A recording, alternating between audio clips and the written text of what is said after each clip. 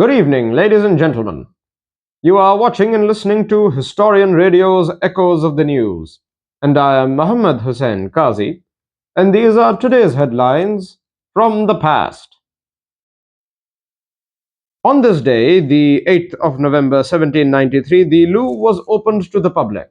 However, only a small part of the great collection of the Louvre Museum would be open to public display. It is interesting that we bring up the opening of the Louvre, for very recently, many of you, our dear viewers and listeners, would have heard of the recent theft at the Louvre Museum of several antiquities, including the former royal jewels, among other items. Therefore, the opening of the Louvre in 1793 is a historical occasion. It is also a historical occasion as the Louvre is one of France's most iconic and important museums, housing some of the greatest art collections in the world, including paintings such as the Mona Lisa, among others. Continuing on this date, in 1895, William Röntgen discovered X-rays during an experiment at the University of Würzburg with the flow of electricity through a partially evacuated glass tube. This experiment, done through what was then an evacuated glass tube, would be one of the most significant discoveries and inventions in the history of medical technology. X-rays are still in use today and remain to be one of the most vital and important medical devices and medical machineries to be in existence. Therefore, its invention on this day in 1895 would truly be a fascinating and a significant moment. And on the subject of significant moment, in 1932, Franklin Delano Roosevelt won a massive victory against Herbert Hoover on his New Deal ticket.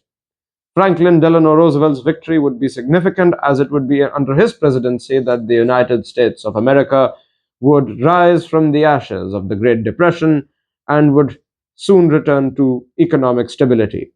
Franklin Delano Roosevelt would also be the President of the United States of America during wartime, and that is to say, during the time of the Second World War, thereby earning his place in the pantheon of great American leaders. And so, his electoral victory, one of several, if I may add, was truly a significant date. Dare I say, it was a bombshell of a moment in American politics.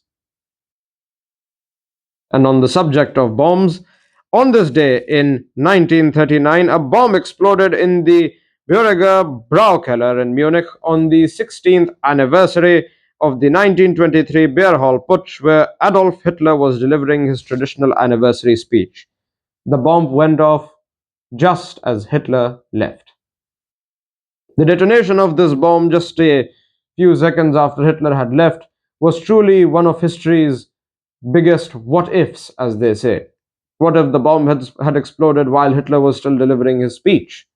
What if the world would never see the horrors of the Second World War? So truly, the explosion of this bomb would be an interesting and riveting moment in history, and pivotal as well, for just a delay of few seconds in his departure, and the world would be a very different place today. The world may not have seen the horrors of the Second World War and the extinction of several innocent lives at all. Unfortunately, the bomb went off just after Hitler had left, and so Hitler would survive the attempt. This would also be one of several attempts that would take place on Hitler's life. The most famous following this one would be at the peak of the Second World War, the 6th of July bomb plot. However, that shall be covered in another broadcast.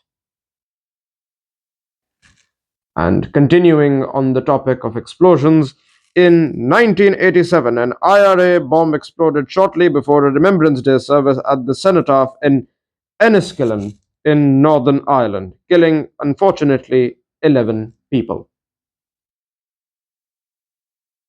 And on that unfortunate note, we conclude today's series of headlines of the day. And before we do so, we would like to move on to the next segment of our show, where we recount the famous births and deaths of famous figures from the 19th and 20th centuries and sometimes earlier.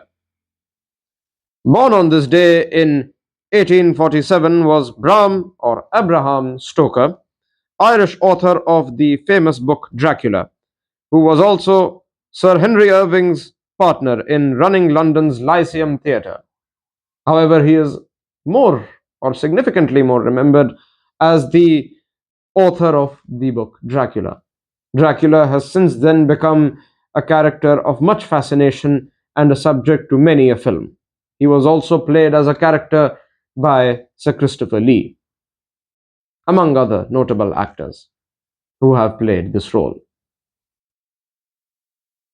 And alongside Bram Stoker, in the field of entertainment, on this day in 1935, famous French actor and icon of menswear, Alain Delon, forgive me if I have mispronounced his name, was born on this day.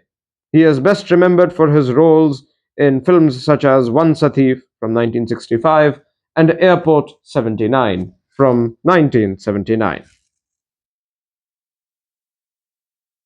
And on that note, we conclude today's Headlines of the Day.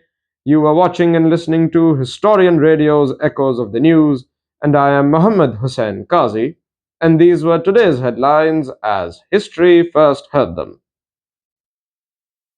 Good night.